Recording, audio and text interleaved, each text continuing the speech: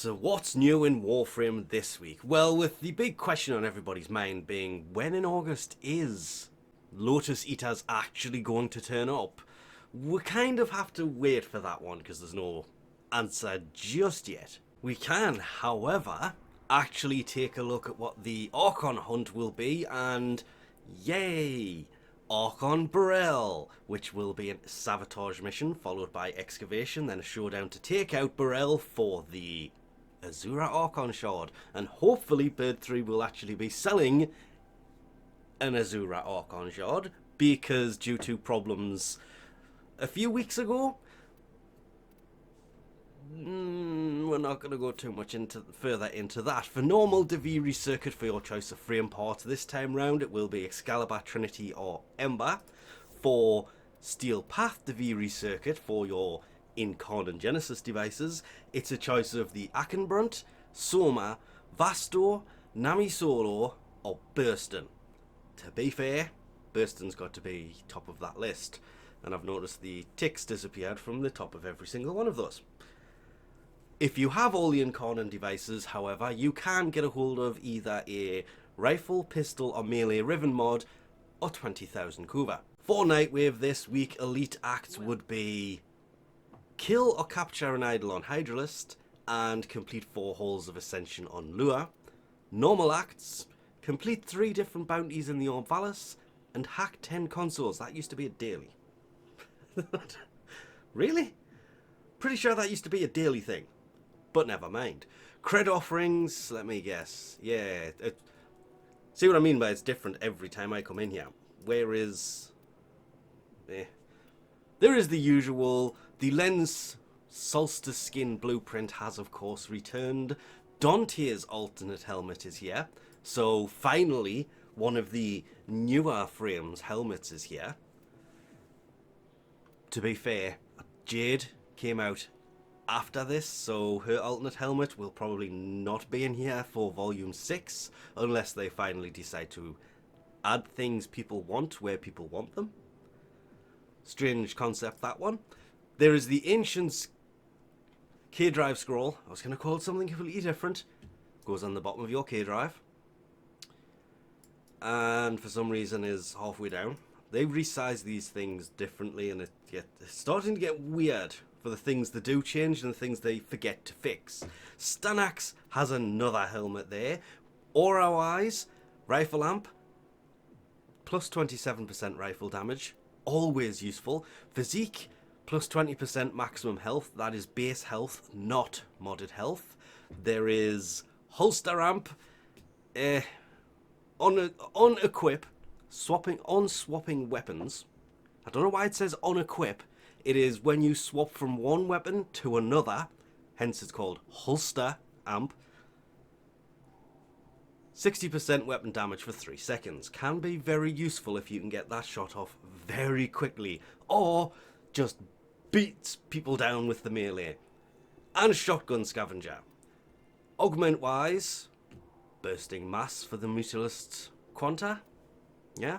And Dizzying Rounds for the Bronco.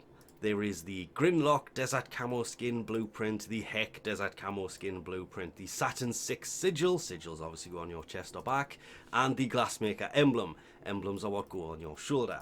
There is the Pangolin Sword Blueprint. This would be for the actual Pangolin Sword, and Prime may be better, but a dual wielding one would be even better. I say that about all single weapons these days, but Falcor Shock Camo Skin Blueprint is also here, as is the Wolf Beacon if you are after the parts to build the Wolf Sledge. The only way to get the Wolf of Saturn 6 to come after you is to use a beacon.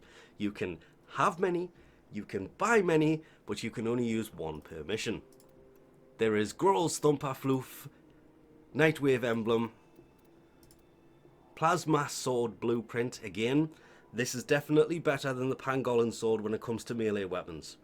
Hands down, much better.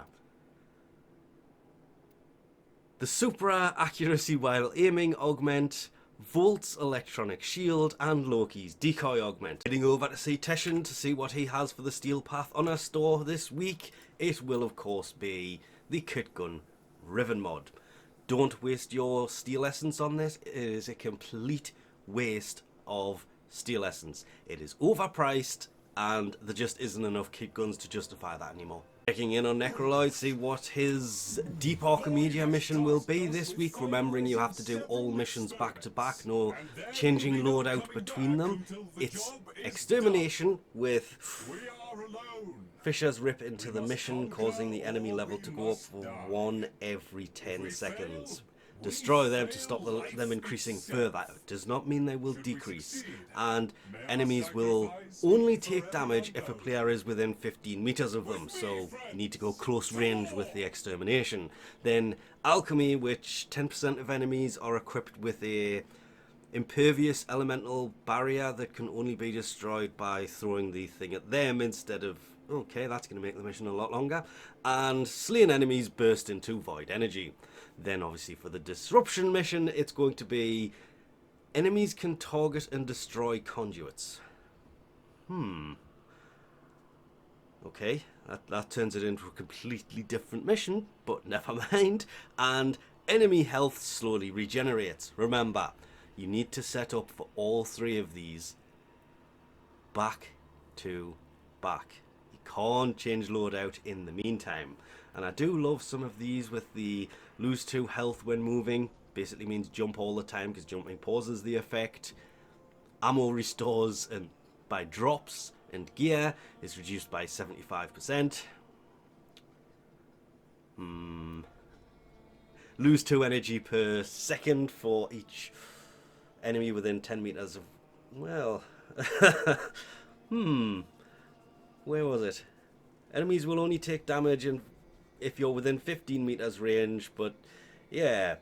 So not only have you got to go short range, it would be a case of short range and you're not going to be able to use your abilities because you're going to run out of power ridiculously quickly. Activating an ability inflict 50 damage upon you. Okay, so you basically want to concentrate on your weaponry only because your frame just became pretty much useless. But the Deep Archimedia missions...